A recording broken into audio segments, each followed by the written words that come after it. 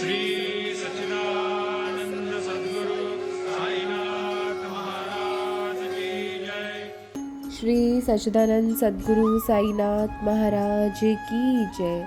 श्री साई सच्चरित्र अध्याय 48। सन्यासी वेश में बाबा का उदापन में शामिल होना। होली सह भोज में चित्र रूप से प्रकाट्य। सन्यासी वेश में बाबा का उदापन में शामिल होना। बात उन दिनों की है जब बीवी देव ठाणे जिले के ढाणू में मामलतार थे। उनकी माता ने व्रत पूरे करके उदापन करवाया।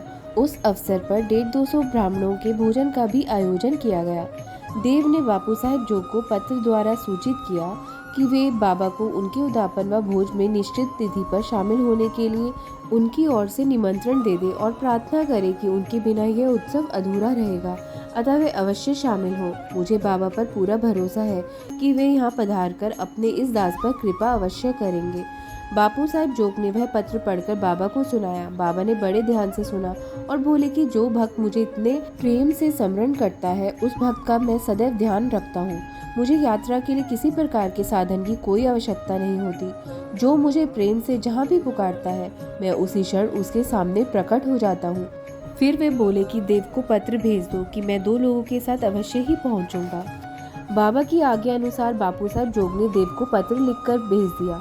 पत्र को पढ़कर बीवी देव बड़े प्रसन्न हुए। वे इस बात को जानते थे कि बाबा आज तक राहता, रुई तथा नीम गांव के अतिरिक्त कहीं नहीं गए हैं। फिर उन्होंने सोचा कि बाबा जैसे सिद्ध पुरुष के लिए कहीं भी पहुंचना क्या मुश्किल काम है। वे तो सर्वव्यापी हैं। अपने वचन की पूर्ति के लिए वे किसी भी रूप में अचानक ही प्रकट हो सकते हैं। अब ये चमत्कारी घटना देखें कि बाबा देव के उदापन व भोज उत्सव में किस तरह पहुंचे। जिस दिन उदापन होने वाला था उससे कुछ दिन पहले ढाणू स्टेशन पर एक सन्यासी उतरा। वेशभूषा से वह बंगाली लगता था। दूर से देखने से तो ऐसा प्रतीत होता था जैसा वह गोरक्षा संस्था का कोई स्वयं सेवक हो। वह सन्यासी सीधा स्टेशन मास्टर के पास गया और चंदा मांगने लगा। स्टेशन मास्टर ने कहा कि तुम्हें चंदे के लिए यहाँ के मामलतार के पास जाना चाहिए, उन्हीं से तुम्हें पर्याप्त चंदा मिल सकेगा। लेकिन सन्यासी को वहां तक पहुंचने की आवश्यकता नहीं पड़ी क्योंकि मामलतार वहीं आ गए थे। स्टेशन मास्टर ने सन्यासी से कहा कि यही है मामलतार, इन्हीं से चंदा मांगो। तब फिर उन दोनों ने प्लेटफॉर्म पर ही काफी देर तक बातचीत की। मामलतार ने सन्यासी को बताया कि यहाँ के प्रसिद्ध सेठ व विशेष नागरिक राव साहेब नरोत्तम सेठ ने धर्म कर्म हेतु चंदा इकट्ठा करने संबंधी एक नामावली तैयार की है।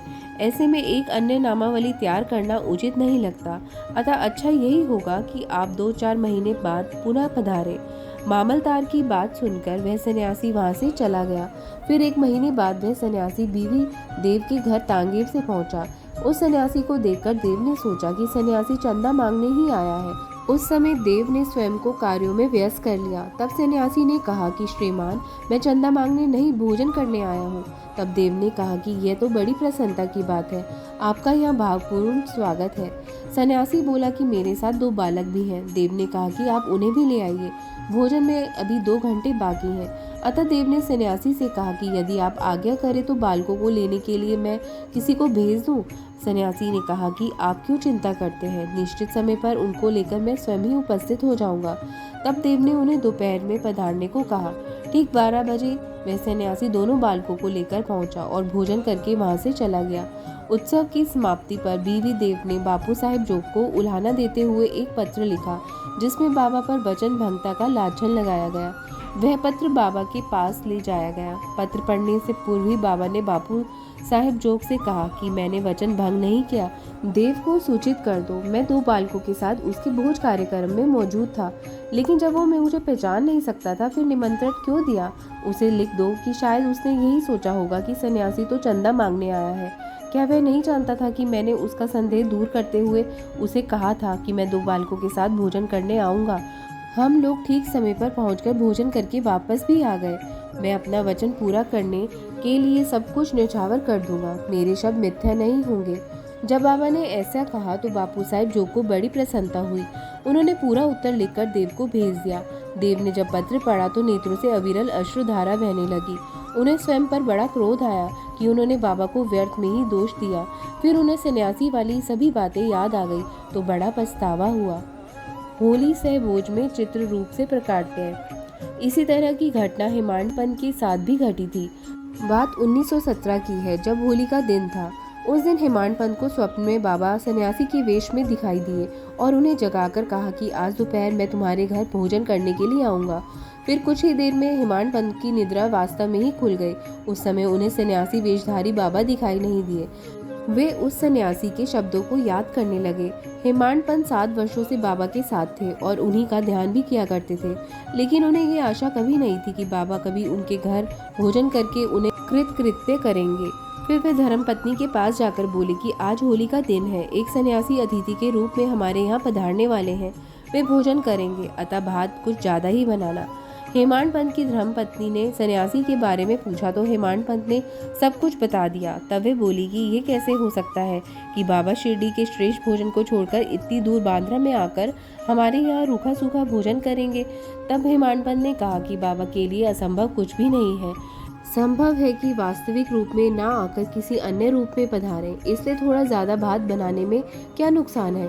फिर भोजन की तैयारी होने लगी। होली पूजन के बाद पतले बिछाकर चारों तरफ रंगोली डाली गई।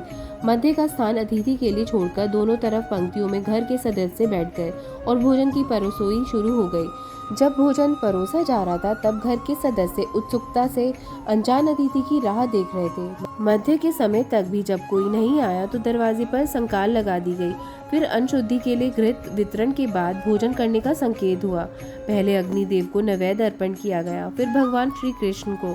उसके बाद जब भोजन करना प्रारंभ करने ही वाले थे कि तभी सीढ़ी पर किसी के चढ़ने की आहट हुई। हेमांड पंत ने जब संकाल खोली तो सामने अली मोहम्मद तथा मौलाना इस्मू मुजावर खड़े थे। जब उन दोनों ने देखा कि हेमांड पंत के परिजन भोजन करने वाले थे तो उन्होंने हेमांड पंत से व्यवधान के लिए क्षमा मांगी। फिर कहा कि लीजिए, इसे संभालिए, इस संबंध में आश्चर्यजनक घटना फिर कभी सुनाएंगे। ऐसा कहकर उन्होंने अखबार में लिपटा पैकेट दिया तो उसमें बाबा का मनमोहक चित्र था। उसे देखकर उन्हें बड़ा आश्चर्य हुआ। फिर उनके नेत्रों से अश्रुधारा बहने लगी और शरीर में रोमांच हो आया। उन्होंने बाबा के चित्र के आगे चरणों में शीश झुकाया और सोचने लगी कि बाबा ने ऐसी लीला करके मुझे आशीर्वाद ही दिया है। उत्सुकतावश उन्होंने अली मोहम्मद से पूछा कि उन्हें यह चित्र कहाँ से मिला। तब अली मोहम्मद ने बताया कि उन्होंने ये चित्र एक दुकान से खरीदा था। इसके बारे में विशेष जानकारी फिर किसी अवसर पर दूंगा, फिलहाल आप भोजन कीजिए। हेमांड पंत ने अली मोहम्मद को धन्यवाद देते हुए नमस्कार किया। फिर भोजन करने के स्थान पर मध्य में उस चित्र को रखकर नैवेद्य अर्पण किया। तत्पश्चात सभी ने भोजन किया। ओम साई नमो नमः। ओम साई राम। ओम साई राम। आगे हम अध्याय 49 का अध्ययन करेंगे। तब तक साईं स्मरण करते रहिए, बाबा की याद में खो जाइए, बाबा के भजन गाइए, बाबा की उदी हर रोज मस्तक पर लगाइए।